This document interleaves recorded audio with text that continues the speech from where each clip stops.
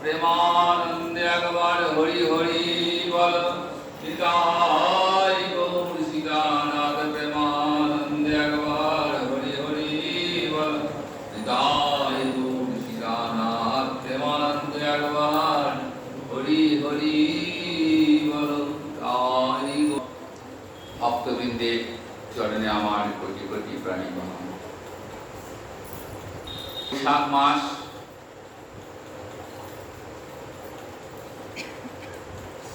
বিশাখা নক্ষত্রের মাস।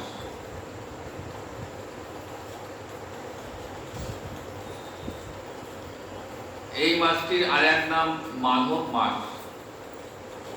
শাস্ত্রে বলছে ন মাধব সমমাস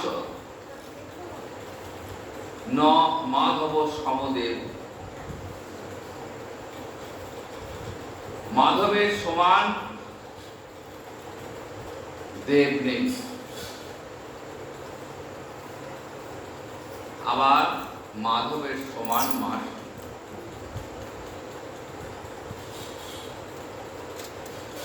বারো মাসের মধ্যে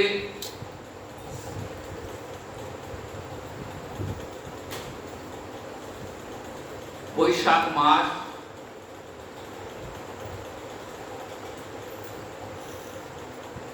বছর শুরু হচ্ছে এই বৈশাখ মাস দিয়ে। সূর্য এখন মেষ রাশিতে, বিশাখা নক্ষত্র,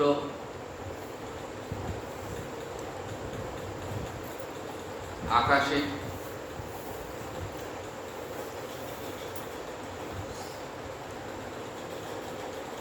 বৈষ্ণব মতে এই মাসটির নাম আবার মধুসূদন মাস। ভগবান শ্রীকৃষ্ণের একটি নাম হলো মধুসূদন। মধু নামক দৈত্যকে বধ করেছিলেন।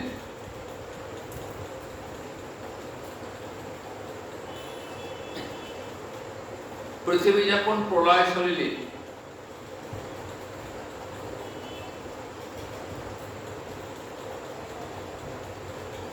ভগবান অনন্ত নাগকে শয্যা করে যোগনিদ্রায় শায়িত। যোগমায়া ভগবানকে আবৃত করে রেখেছেন। এমন সময় ভগবানের নাভি কমল থেকে ব্রহ্মার উৎপত্তি।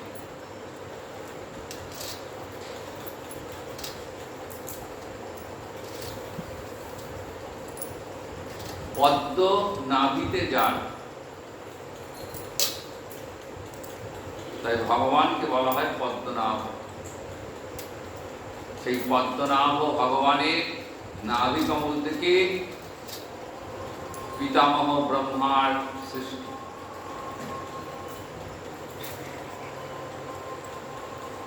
ব্রহ্মার সৃষ্টি হওয়ার সাথে সাথেই মধু এবং কৈটব নামে দুই ভয়ঙ্কর দৈত্য ব্রহ্মাকে আক্রমণ করে। এই দৈত্যের প্রবল পরাক্রমের কাছে ব্রহ্মা পরাস্ত হয়ে ভগবান শ্রীকৃষ্ণকে প্রার্থনা করেন প্রাণ রক্ষার জন্য।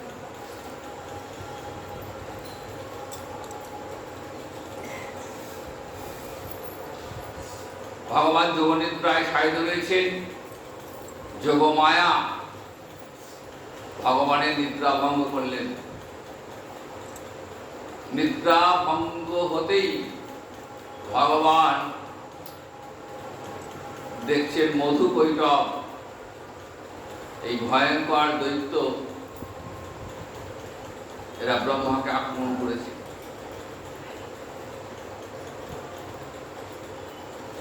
এখন ব্রহ্মাকে রক্ষা করবার জন্য মধু কৈটবকে ভগবান আক্রমণ করলেন। ভয়ঙ্কর যুদ্ধ।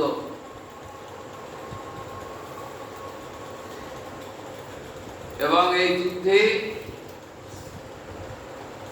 মধু এবং কৈটবকে তিনি দমন করলেন। হয়গ্রীব অবতারে এই দুই দানবকে হত্যা করেছিলেন। তাই ভগবান শ্রীকৃষ্ণের এক নাম হলো মধুসূদন। বৈষ্ণব মতে এই বৈশাখ মাসের আর এক নাম হলো মধুসূদন মাস, নিয়ম সেবার মাস বলা হয়। যেমন কার্তিক মাস নিয়ম সেবার মাস, রাধা দামোদরের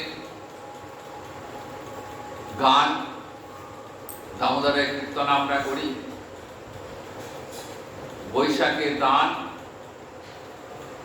কার্তিকে গান এবং মাঘে স্নান, অতি পুণ্যদায়ক কর্ম। তিনটে মাস নিয়ম সেবার মাস। এই 3 মাস বিশেষ নিয়মে শ্রী গোবিন্দের সেবা অর্চনা করা হয়, তাই নিয়ম সেবা বলা হয়। প্রাতঃ স্নান, তুলসী চয়ন, দান এবং হরিকথা শ্রবণ নিয়ম সেবা মাসের অঙ্গ। সূর্যোদয়ের পূর্বে স্নান সেরে শুদ্ধ বস্ত্র পরিধান করে তুলসী চয়ন করে তুলসী গোবিন্দের সেবা।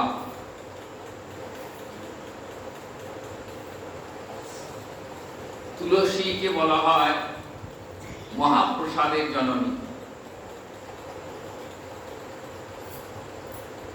সর্ব সৌভাগ্যবর্ধিনী। তুলসী মহাপ্রসাদ জননী, সর্ব সৌভাগ্যবর্ধিনী, আদি ব্যাধি হরায় নিত্যং তুলসী তাং নমস্তে।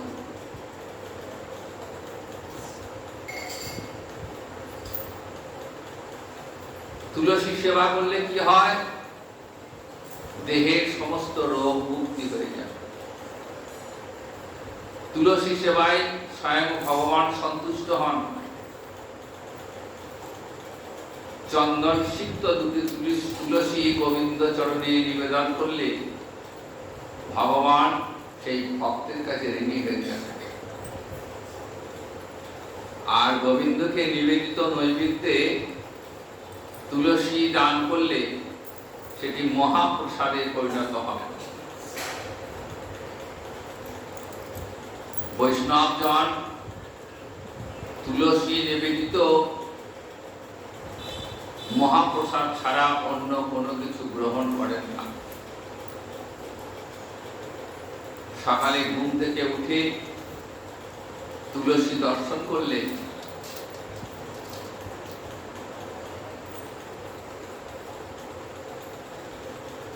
রোগ ব্যাধি থেকে মুক্তি লাভ হয়। স্নান করে তুলসী বৃক্ষে জল দান করলে মৃত্যু ভয় দূর হয় এবং তুলসীকে প্রণাম করলে ত্রিতাপ জ্বালা দূর হয়, সেই সঙ্গে কৃষ্ণ চরণে অচলা ভক্তি লাভ হয়। তো এই বৈশাখ মাসে শুক্লপক্ষের তৃতীয়া তিথি। বৈশাখ মাস এমনিতেই পূর্ণ মাস, আবার এই মাসের শুক্লপক্ষের যে তৃতীয়া সেটিকে বলা হয় অক্ষয় তৃতীয়া। এই দিন যে কোনো কর্ম অনুষ্ঠান হোক না কেন সেটা অক্ষয় ফল দান করে। বৈশাখের দান একটি পুণ্য কর্ম। বৈশাখের দান, কার্তিকে গান এবং মাঘে স্নান নিয়ম সেবা ব্রতের অঙ্গ। আর বৈশাখ মাসে অক্ষয় তৃতীয়ার দিন যদি দান করা হয় তাহলে সেই দান অক্ষয়। কেন শুভ দিন? না, এই দিনে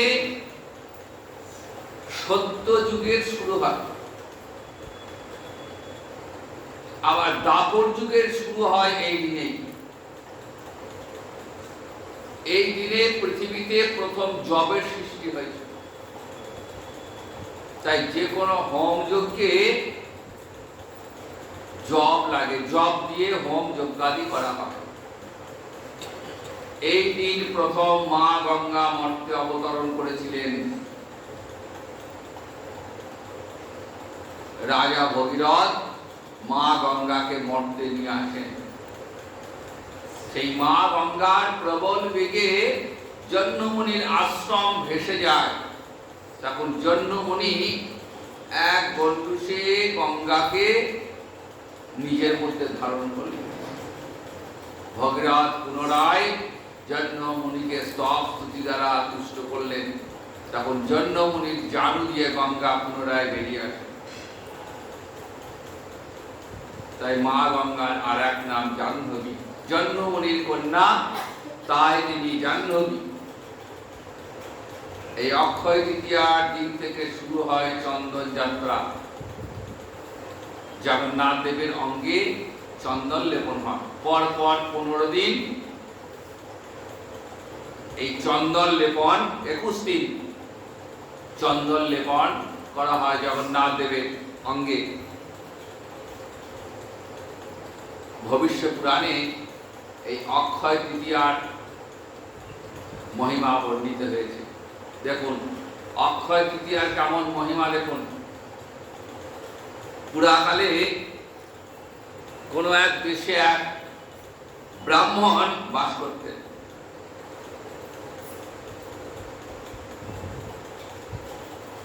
কিন্তু ব্রাহ্মণ হলে কি হবে, তার আচরণ ছিল চণ্ডালের ন্যায়, অত্যন্ত নীচ প্রকৃতির মানুষ ছিলেন, প্রচন্ড অহংকারী,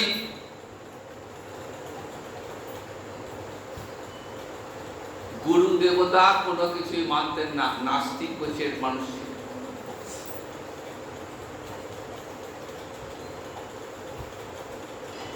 গৃহে যদি কোনো অতিথি আসতো দূর দূর করে তাড়িয়ে দিতেন, কারোর সঙ্গে ভালো ব্যবহারটা পর্যন্ত করতেন না।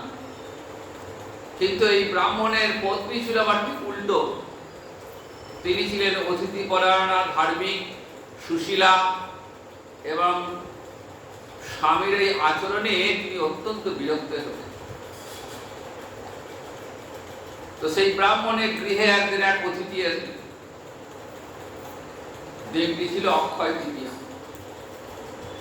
বৈশাখ মাসের দিন তীব্র দাবদাহে তৃষ্ণার্ত হয়ে ওই ব্রাহ্মণের গৃহে এসে একটু জল প্রার্থনা করলেন। কিন্তু ব্রাহ্মণ জল তো দিলেনই না, উল্টে তিরস্কার করে বাড়ি থেকে বের করে দিলেন। শাস্ত্রে বলছে অতিথি দেব ভব। গৃহে যদি কোনো অতিথি আসে সেই অতিথি অবশ্যই সৎকার করতে হবে। সেই অতিথি তৃষ্ণার্ত হয়ে তৃষ্ণায় ছটফট করতে করতে ব্রাহ্মণের গৃহ ত্যাগ করে চলে গেলেন। এবং ওই ব্রাহ্মণের পত্নী এটা দেখে অত্যন্ত ক্রুদ্ধ হলেন এবং ওই ব্রাহ্মণের এই আচরণের জন্য তিনি নিজের স্বামীকে তিরস্কার করলেন এবং পুনরায় ব্রাহ্মণকে, ওই অতিথি ব্রাহ্মণকে ডেকে নিয়ে এলেন। গৃহে নিয়ে এসে তার যথাবিধি সৎকার করলেন। জল তো পাওয়ালেনি, তার সঙ্গে সাধ্যমতো সৎকার করেছিলেন। ব্রাহ্মণ তুষ্ট হয়ে ফিরে গেলেন। কিন্তু ওই ব্রাহ্মণ যখন তার মৃত্যু হলো, মৃত্যুকাল উপস্থিত, তখন যমদূতরা তাকে নিয়ে গেলেন যমাবনে।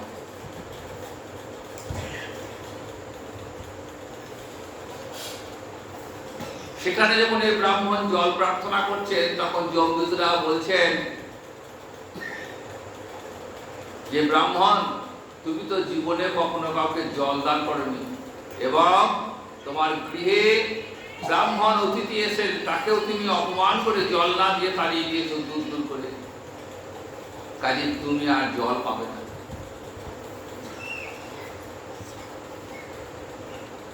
তৃষ্ণায় ছটফট করতে করতে যমরাজের কাছে উপস্থিত।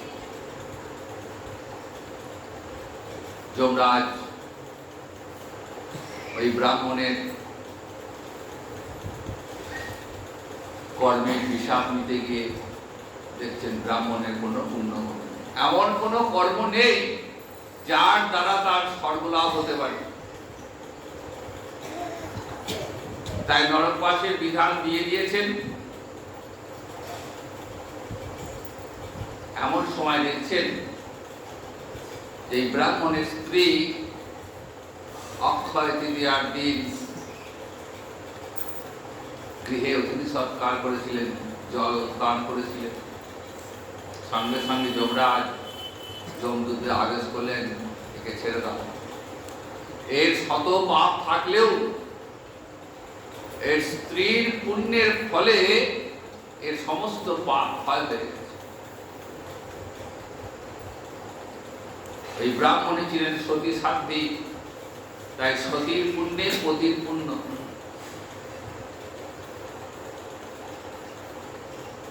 এবং ওই ব্রাহ্মণ যখন পাপ মুক্তি ঘটল, তিনি অবাক হয়ে গেলেন যে সামান্য একটু জলদানের এমন মহিমা। যমরাজকে জানতে চাইলেন যে কেমন করে আমি এই অক্ষয় তৃতীয়া পালন করব। যমরাজ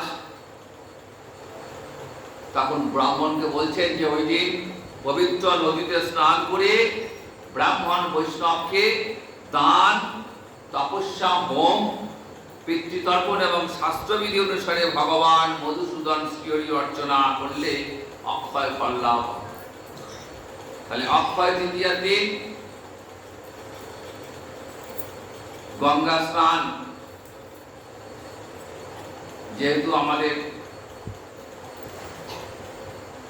পাশ দিয়ে গঙ্গা, মা গঙ্গা প্রবাহিত হচ্ছেন, ওই দিন গঙ্গা স্নান করে সাধ্য মতো দান, সেই সঙ্গে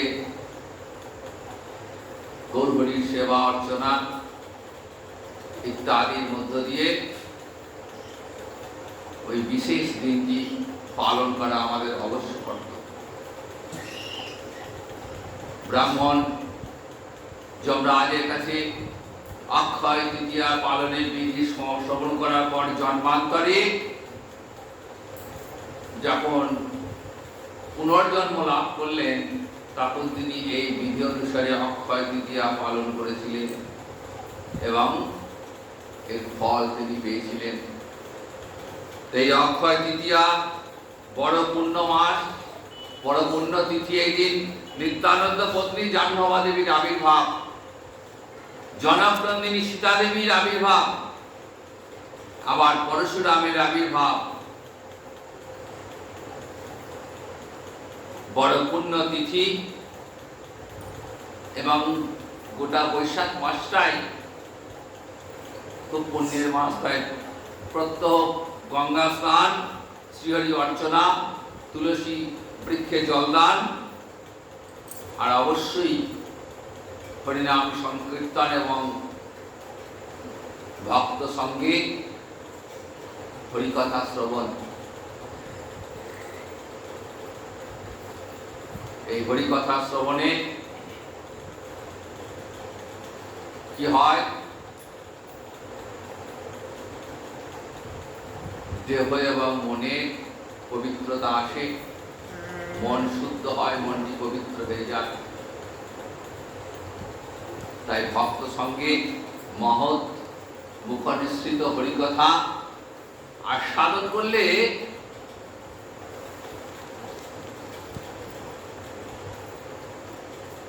আর অন্য কোনো সাধন না করলেও চলে।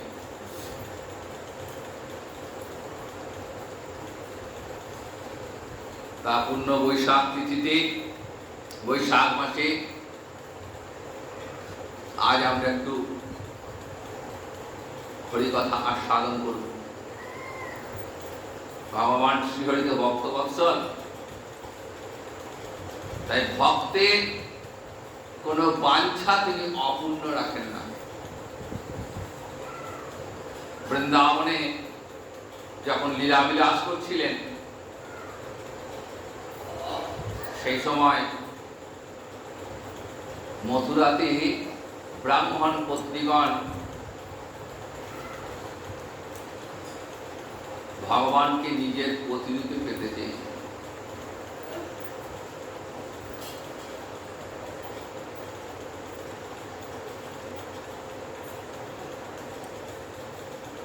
তাই ভগবান নিজ মুখে কথা দিয়েছেন যে আমি আমার ভক্তের কোন বাঞ্ছা অপূর্ণ রাখি না।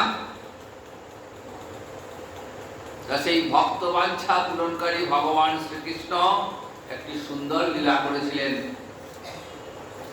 যজ্ঞ পত্নীগণকে উদ্ধার।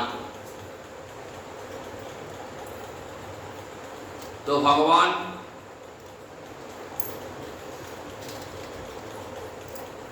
একদিন বলরাম এবং সুদাম সখাগণকে সঙ্গে নিয়ে গোচারণে গেছেন। তো অন্যান্য দিন সখারা এবং কৃষ্ণ বলরাম যখন যেতেন তখন মায়েরা খাবার দিয়ে দিতেন সঙ্গে, কিন্তু সেদিন কৃষ্ণ মায়াতে কেউ আর খাবার নিয়ে যান।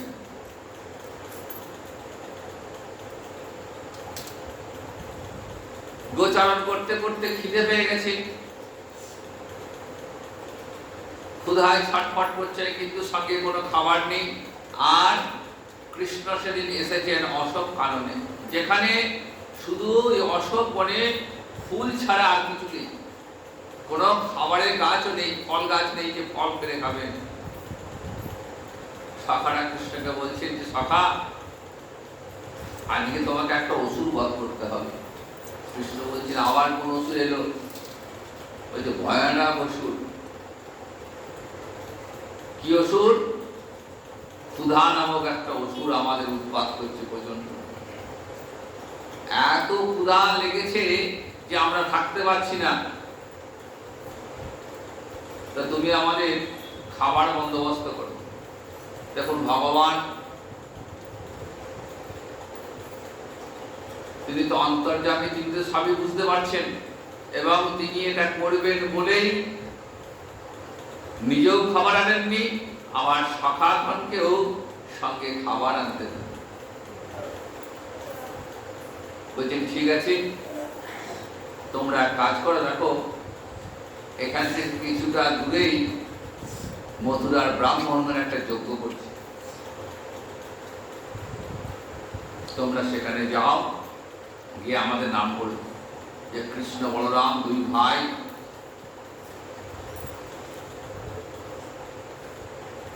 তারা কাছে অবস্থান করছেন। তো আপনারা তো ব্রাহ্মণগণ যজ্ঞ করছেন,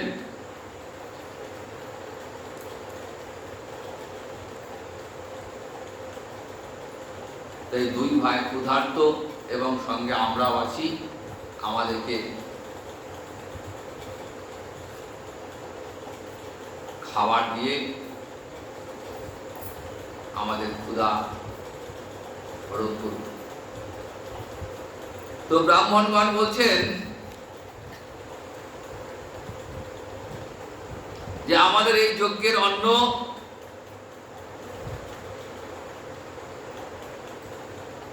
আমরা এখন দিতে পারব। ভগবান জানতেন যে ব্রাহ্মণরা দেবে না, কারণ তারা বেদ পাঠ করেন, যাগযজ্ঞাদি করেন, কিন্তু ভগবানকে কেমন করে পেতে হয়, ভগবানকে পেতে গেলে কেমন সাধনা করতে হয় সেটা তারা জানেন না। তাদের যে সাধনা, যাগযজ্ঞাদি, ব্রতপাঠ, তপস্যা, এগুলো ওই স্বর্গলাভ, পুণ্যকর্ম হবে, পুণ্যের দ্বারা স্বর্গলাভ হবে, আবার যে পুণ্য ক্ষয় হয়ে যাবে, আবার সেই মর্তে ফিরে এসে কর্মফল ভোগ করতে হবে। এর বেশি তাদের আর কিছু সাধন নেই।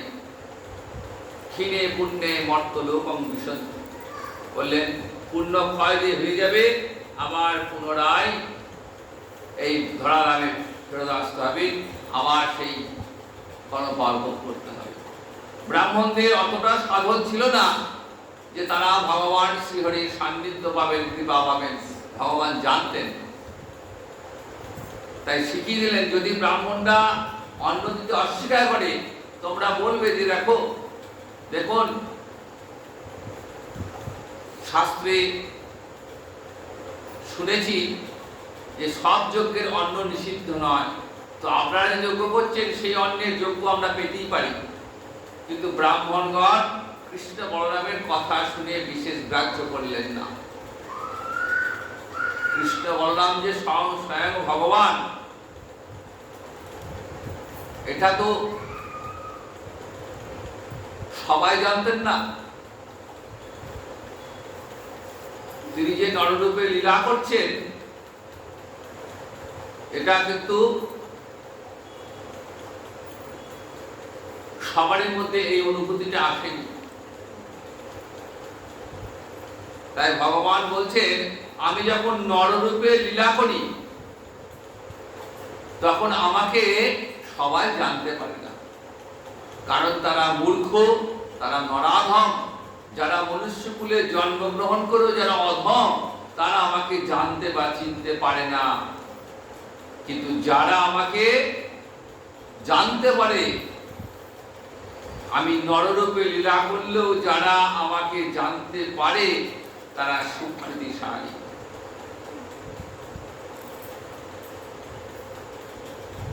ন মাং দুষ্কৃতি ন মূঢ়া প্রপদ্যন্তে।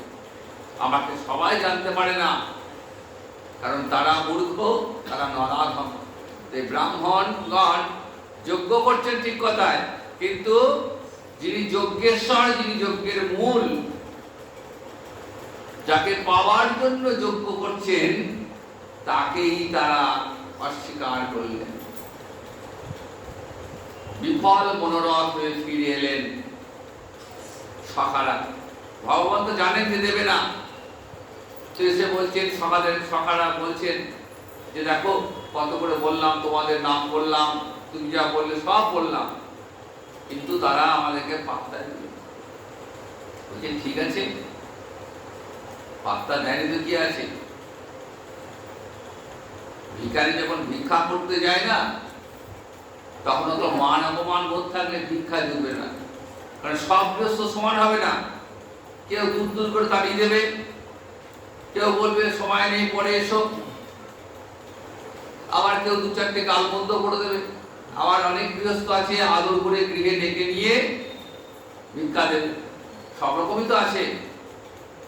তা তোমরা এক কাজ করো, ওই ব্রাহ্মণদের থেকে কিছুটা দূরে দেখো ব্রাহ্মণ পত্নীগণ অবস্থান করছেন। ওই ব্রাহ্মণদের পত্নীরাও এসেছেন যজ্ঞে, তো তারা কিছুটা দূরে রয়েছে, তারা ইষ্টগোষ্ঠী করছেন। ইষ্টগোষ্ঠী মানে যখন অনেকে একসঙ্গে বসে কৃষ্ণ কথা, হরি কথা শ্রবণ করে এবং হৃদয়ে অনুভব করে, তখন সেটা ইষ্টগোষ্ঠী বলা হয়। তো এই ব্রাহ্মণ পত্নীগণ গর্গাচার্যের মুখ থেকে কৃষ্ণ লীলা শ্রবণ করে নিজেদের মধ্যে আলোচনা করতেন, এবং যখন আলোচনা করতে করতে তাদের মধ্যে অষ্টসাত্ত্বিক ভাব দেখা যেত। তাদের অঙ্গের মধ্যে অষ্টসাত্ত্বিক অলঙ্কার তাদের মধ্যে ফুটে উঠত। তাদের কাছে গিয়ে তোমরা বলবে যে কৃষ্ণ বলরাম দুই ভাই, এরা ক্ষুধার্ত এবং এদের খাওয়ার ব্যবস্থা করে। তা আবার গেল এবং দেখছে ব্রাহ্মণ পত্নীগণ নিজেদের মধ্যে কৃষ্ণ কথায় আলোচনা করছেন। তখন সখারা গিয়ে যখন বলছেন যে হে ব্রাহ্মণ পত্নীগণ,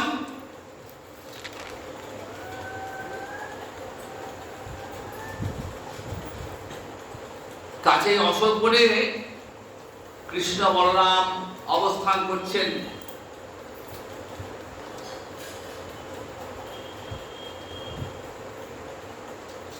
তারা দুজনেই ক্ষুধার্ত এবং দুই ভাই আমাদেরকে পাঠালেন যদি তাদের কিছু খাবার বন্দোবস্ত করেন। নম বো বিপ্রপত্রিভ্য, ও হে ব্রাহ্মণ পত্নীগণ, আপনাদেরকে নমস্কার। যদি কিছু অন্ন দান করেন। তারা তো কৃষ্ণ কথা আলোচনা করছিলেন, আর যখন শুনলেন যে আমাদের থেকে খুব সামান্য তফাতে সেই কৃষ্ণ বলরাম অবস্থান করছেন অশোক কাননে, তারা আনন্দে আত্মহারা হয়ে গেল। তারা ভাবছেন যে এমন সুযোগ আর তো পাবো না। যার কথা আলোচনা করছি সেই স্বয়ং ভগবান শ্রীহরি আমাদের কাছে অবস্থান করছেন, আর আমাদের হাতে তিনি অন্ন গ্রহণ করতে চেয়েছেন। তাকে পাওয়ার জন্যই তো আমাদের যা কিছু। মনটা চাইছে এখনই ছুটে চলে যায়, কিন্তু তাকে যাওয়াটা দর্শন করাটা বড় কথা নয়, তার সেবাটা তো আগে করতে হবে। তাই ব্রাহ্মণ পত্রিগণ কি করলেন? ভগবানের সেবার জন্য চতুর্বিধাং বহুগুণাম অন্নমাদায়, 4 প্রকারের বহু গুণযুক্ত আহার পসরায় করে সাজিয়ে চলেছেন কৃষ্ণ সেবার জন্য। চতুর্গুণ মানে চতুর্বিধাম, 4 প্রকারের। চব্য চস্য লেজ্জ পেয়। চব্য মানে যা চিবিয়ে খেতে হয়, যা চুষে খেতে হয় চস্য, লেজ্জ এবং চেটে চেটে খাওয়া লেজ্জ, আর পেয় মানে যা পান করা যায়। ভগবানের সেবায় এই 4 প্রকার আহার্য নিবেদন করতে হয়। ভগবানের সেবার জন্য সর্বদা উৎকৃষ্ট আহারের বন্দোবস্ত করতে হয়। ভগবান এই জগতের কোনো কিছুই গ্রহণ করেন না। গীতায় ভগবান বলছেন পত্রং পুষ্পং ফলং তোয়ং যো মে ভক্তা প্রযচ্ছতি ভক্ত উপহিত अस्माমি প্রযতাত্ম। বলছেন আমি পাতা, ফল, ফুল যে যা দেয় তাই গ্রহণ করি, ভক্তের উপহার আমি গ্রহণ করি, কিন্তু ভক্তকে প্রযতাত্মা হতে হবে। অর্থাৎ মনটা যেন আমাতেই থাকে।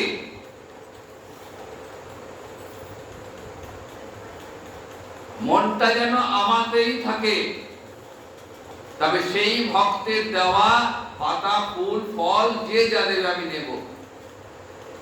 জ্ঞানী ভক্ত বলছেন ভগবান গুণাতীত, গুণময়, এই জগতের কোনো আহার্য তিনি গ্রহণ করেন না। খুব সত্যি কথা। কিন্তু ভগবান বলছেন আমি গ্রহণ করি। কখন করি? আমার ভক্ত যখন আমায় ভালোবেসে দেন। তাই ভগবান দুর্যোধনের গৃহে রাজভোগ ফেলে বিদুরের কুটিরে এসে বিদুর পুত্রের হাত থেকে কলার খোসা খেয়েছেন। কিভাবে খেলেন? প্রেমে, ভক্তের প্রেমে তিনি মাতোয়ারা হয়ে তিনি বিদুর পত্নী কলা ছাড়িয়ে শ্বাসটা মাটিতে ফেলছেন। প্রেমে বিভোর হয়ে গেছে ভগবানকে কাছে পেয়ে।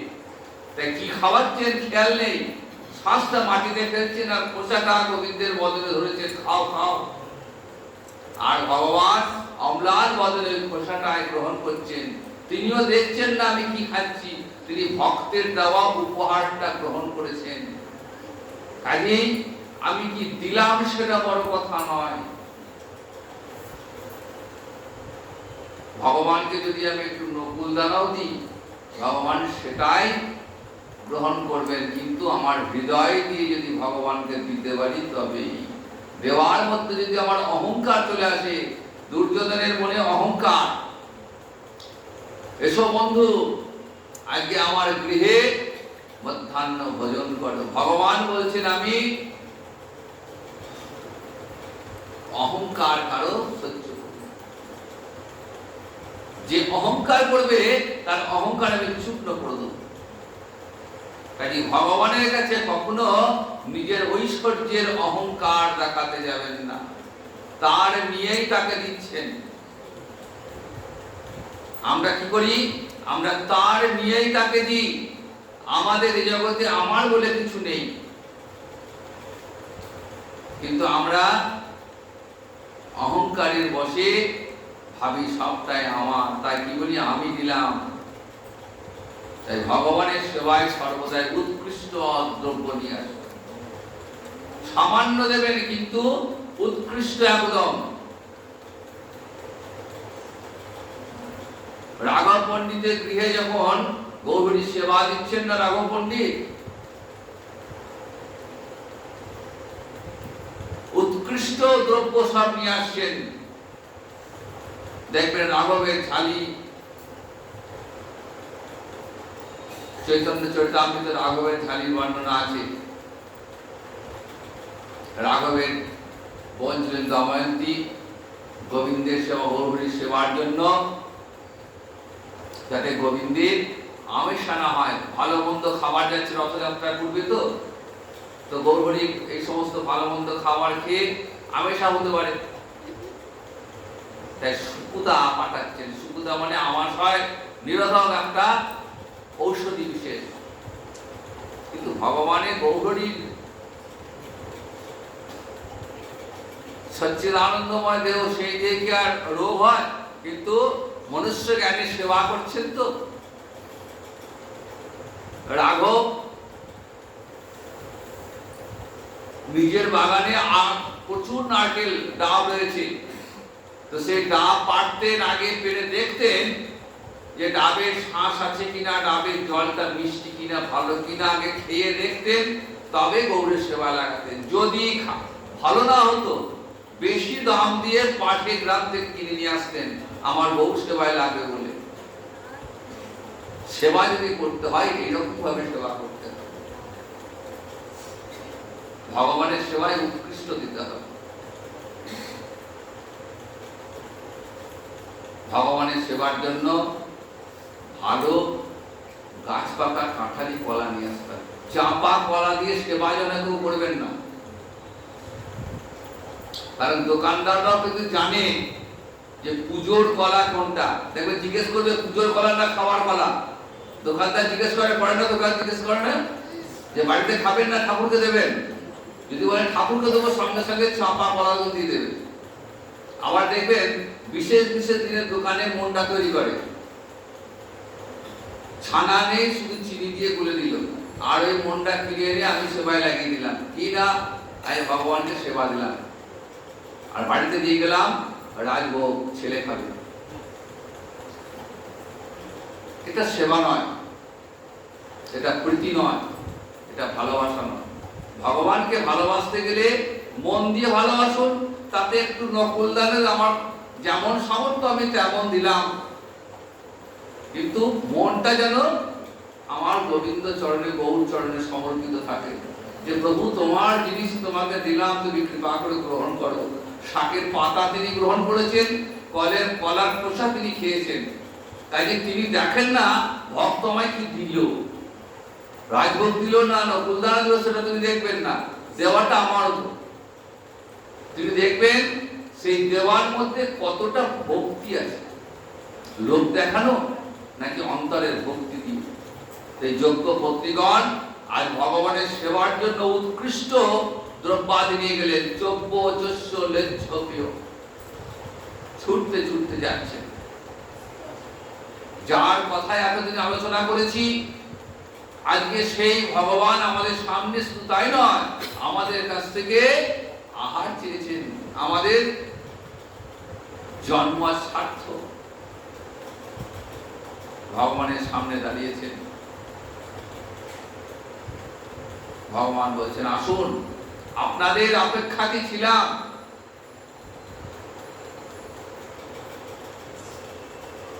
উৎকৃষ্ট আহার নামিয়ে দিয়েছেন, তৃপ্তি ভরে ভগবান সেবা করলেন। বললেন এবার আপনারা ফিরে যান। বলছেন না, আমরা তো ফিরে যাবার জন্য আসিনি, আমরা তো তোমার চরণে সমর্পণ করেছি নিজেদেরকে। আমরা আর ওই মৃত্যুময় সংসারে আমরা আর ফিরে যেতে আসিনি, আর এই সংসারে আমরা থাকবো না। ভগবান বলছেন, দেখো এই জন্মে আমি তোমাদের স্বীকার করতে পারবো, তবে তোমরা যখন আমার আশ্রয় নিয়েছো, তোমরা নিশ্চয়ই তোমাদের স্বীকার করবো তোমাদের এখনো অনেক তপস্যার প্রয়োজন। তোমরা তপস্যা করো, পরজন্মে যেন তোমরা গোপী হয়ে আসতে পারো। এই জন্মে আমার প্রতিজ্ঞা যে আমি শুধু গোপীগণকেই গ্রহণ করব, গোপী ছাড়া আর কাউকে গ্রহণ করব না। চিন্তা নেই, তোমরা গিয়ে তপস্যা করো, আমাকে ভজনা করো, আগামী জন্মে সিদ্ধ দেহে তোমরা আমার চরণে আসবে। একজন ব্রাহ্মণ পত্নী আটকে গেছিলেন, তার পতি আটকে দিয়েছিলেন। তিনি তৎক্ষণাৎ সেখানেই কৃষ্ণ স্মরণ করতে করতে দেহ ত্যাগ করেছিলেন। গুণময় দেহটা ত্যাগ করে গুণাতীত দেহে তিনি গোবিন্দ চরণে আশ্রয় পেয়েছিলেন। বলছেন, দেখুন যদি আমরা এখন ফিরে যাই, তাহলে আমাদের এই পতিটা আর আমাদের নেবে না। ভগবান বলছে, না না, তেমন কিছু হবে না। তারা তাদের ভুল বুঝতে পেরেছে। তারা ব্রাহ্মণ হয়েও তারা চণ্ডালের মতো আচরণ করেছে, তো কিন্তু তারা তাদের ভুলটা বুঝতে পেরেছে। আপনারা ফিরে যান, আপনাদের পতিদের কাছে ফিরে যান। পতির পাশে থেকে তাদের যজ্ঞে সহায়তা করা পত্নীর কর্তব্য। ভগবানের চরণে প্রণাম জানিয়ে ব্রাহ্মণ পত্নীগণ যজ্ঞস্থলে ফিরে গেছে। ব্রাহ্মণরা অনুতপ্ত, এইভাবে অনুতপ্ত যে আমরা যাকে যার জন্য যজ্ঞ করছি, যাকে বাবার জন্য যজ্ঞ করছি, তিনি আমাদের এত কাছে অবস্থান করছেন, অথচ আমরা পেলাম না তার দর্শন। অনুতপ্ত ব্রাহ্মণ পত্নীগণ যখন ফিরে গেলেন, তাদেরকে সাদরে গ্রহণ করলেন। সাদরে গ্রহণ করে যজ্ঞ সমাপ্ত করেছেন। যজ্ঞ সমাপ্ত করে যে যার গৃহে ফিরে গেলেন। এই যজ্ঞ পত্নীগণকে কৃপা করলেন, কিন্তু ফিরিয়ে দিলেন কেন না? সেখানে লীলার হানি হবে। কবিরাজ গোস্বামী পাদ বলছেন যে আজ্ঞা পালনে কৃষ্ণের যতক সন্তোষ, প্রেমে আজ্ঞা লঙ্ঘিলে হয় কোটি দুঃখ। অর্থাৎ কৃষ্ণের আজ্ঞা পালন করলে কৃষ্ণ সন্তুষ্ট হন বটে, কিন্তু কৃষ্ণকে ভালোবেসে যদি কেউ কৃষ্ণের আজ্ঞাকে লঙ্ঘন করে, তাহলে কৃষ্ণের কোটি সুখ হয়। গোপীগণকে কৃষ্ণ বলেছিলেন, প্রতিজাত ব্রজমত হে গোপীগণ, তোমরা ব্রজে ফিরে যাও। গোপীরা বললেন, আমরা প্রাণ দিয়ে দেবো, কিন্তু আর আমরা ব্রজে ফিরে যাব না। তোমার চরণ চিন্তা করতে করতে তোমার সম্মুখে প্রাণ ত্যাগ করবো, যেন পরজন্মে আবার গোপী হয়ে এসে তোমার চরণ সেবা করতে পারি। তাই গোবিন্দ আর গোপীদের ফেরাতে পারলেন না। দেখুন, ব্রাহ্মণ পত্নীগণ আর ব্রজের গোপীগণ কিন্তু এক নন। কারণ গোপীরা হলেন মহাভাব স্বরূপিণী। কৃষ্ণ প্রেম দিয়ে তাদের দেহ মন ইন্দ্রিয় গড়া। তারা লীলায় গোবিন্দকে সহায়তা করবার জন্য এসেছেন। কিন্তু ব্রাহ্মণ পত্নীগণ যতক্ষণ না সাধন করে গোপী দেহ পাচ্ছেন, দেখবেন রাসের দিনে এই গোপীদের বর্ণনা আছে। সবাই তো আর মহাভাব স্বরূপিণী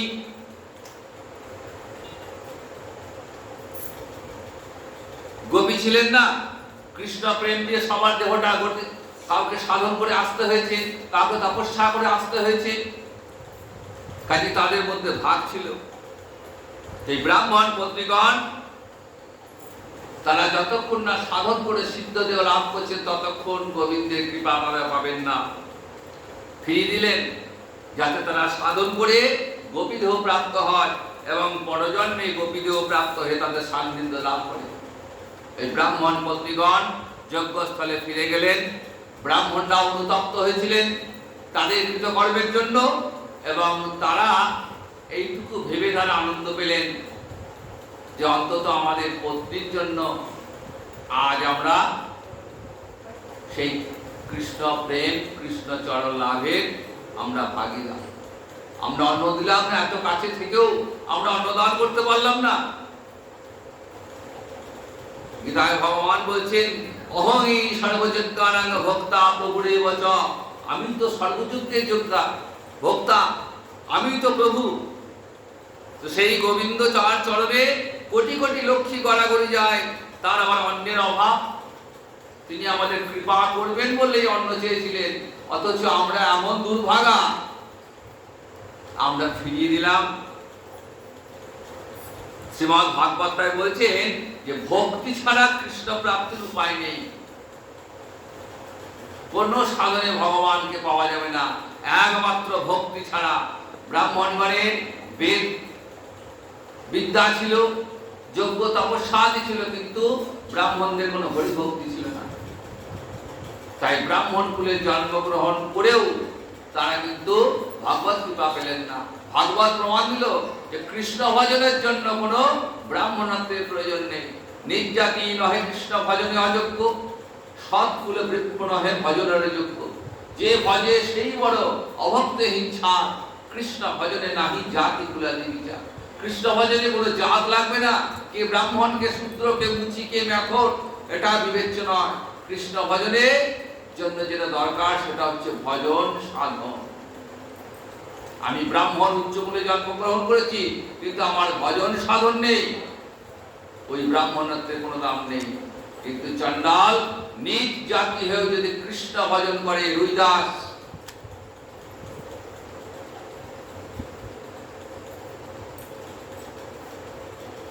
মুচি ঘরে জন্মগ্রহণ করেছিলেন, কিন্তু প্রভু রামচন্দ্রের সেবা করতেন। সেই রুইদাসের কথা আর একদিন বলবো।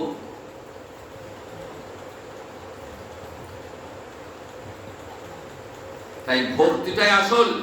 শ্রীমদ্ ভাগবত দেখাচ্ছেন যে হরিভক্তি কোনো সাধনে পাওয়া যায় না, ভক্ত সঙ্গে ভক্ত কৃপায় হরিভক্তি লাভ হয়। কেমন করে হরিভক্তি লাভ হয় দেখুন, ভক্ত কৃপা কেমন দেখুন।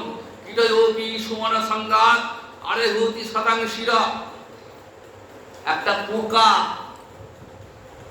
একটা পোকা যদি ফুলের সঙ্গ পায় না, তাহলেও সে সাধুর মাথায় চলে। একটা পোকাও কৃষ্ণ ভক্তি লাভ করে। কেমন করে? পোকা ফুলের মধ্যে বসে থাকে, সাধু মহাত্মা কি করেন? ফুল দিয়ে গোবিন্দের সেবা করেন। ফুল তুলেছেন, ফুলের মধ্যে পোকা রয়েছে, সেটা কর্মফলের জন্য কীট হয়ে জন্মেছে, কিন্তু উঠতে উঠতে ফুলের বাগানে এসে ঢুকে পড়েছে। এটাই তার জীবনের চরম সৌভাগ্য। সেই ফুল সাধু তুলে এনে কি করলেন? গোবিন্দ চরণে অর্পণ করলেন। কৃষ্ণায় নমঃ, গোবিন্দায় নমঃ বলে গোবিন্দ চরণে অর্পণ করেছেন। তাহলে কীট জন্মের কেমন সৌভাগ্য দেখুন, সাধুর সঙ্গ লাভ করেছিলেন। তাই কোটি কোটি জন্ম সাধন করে যে গোবিন্দ চরণ পাওয়া যায় না, ফুলের সঙ্গ লাভ করার জন্যই আজকে সেই গোবিন্দ চরণ স্পর্শ করলেন। আবার পুজোর শেষে সেই গোবিন্দের চরণে দেওয়া পুষ্প মাথায় নিয়েছেন সাধু। সাধু গুরু বৈষ্ণবের মাথায় উঠে পড়েছেন সামান্য কীট। তাহলে কীট জন্ম ধন্য হয়ে গেল। তাই শাস্ত্র বলছে সাধু সঙ্গ সর্বশাস্ত্রে কয়, যার এক লব মাত্র সর্বসিদ্ধি হয়। সাধু সঙ্গের কেমন গুণ দেখুন। ব্রাহ্মণ পত্নীগণের সান্নিধ্যে এসে ওই ব্রাহ্মণগণ হরিভক্তি লাভ করে ফেললেন। তাই সাধু সঙ্গ মানব জীবনের এক পরম সম্ভব। তাই সর্বদাই সাধু সঙ্গে দেখি, সাধুদের হরিকথা শ্রবণ, হরিনাম সংকীর্তন, এটাই মানব জীবনের একমাত্র কর্তব্য। আর এইগুলি এখানে ভাগবতী কথা বিশ্রাম। জয় নিতাই, জয় জয় জয় রাধে কৃষ্ণ গোবিন্দ, জয় জয় রাধে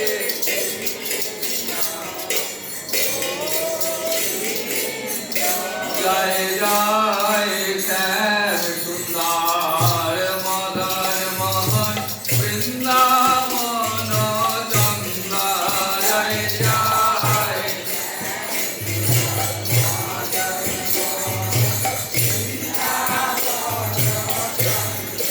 জয় জয় রাধা রমণ রাজ বিহারী, এই গোকুল নন্দ, জয় জয়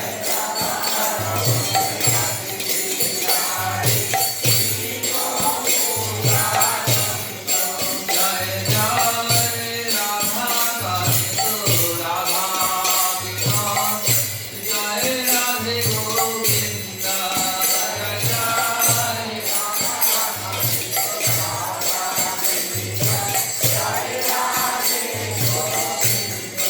জয় জয় রাধেশ্বরী বিনোদিনী মহানুকুল চন্দ্র, জয় জয়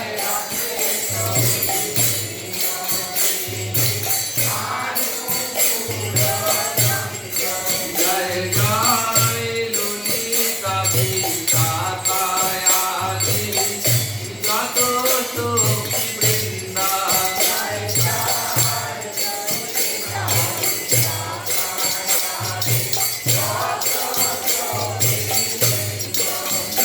জয় তিরুবমঞ্জরি রতি মঞ্জরি আনন্দ,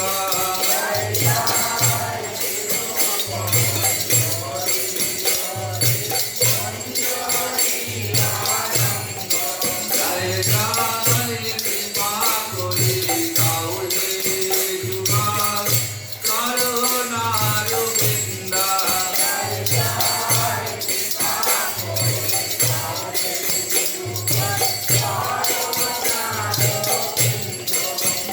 জয় আকুল প্রাণে নাইতে পারি, জয় রাধে গোবিন্দ, জয় জয় জয় রাধে রাধে গোবিন্দ, জয় রাধে রাধে জয় নাম নাবন বিলাসিনী, রাধে জয় নাম অপার করুণাময়ী, রাধে জয় নাম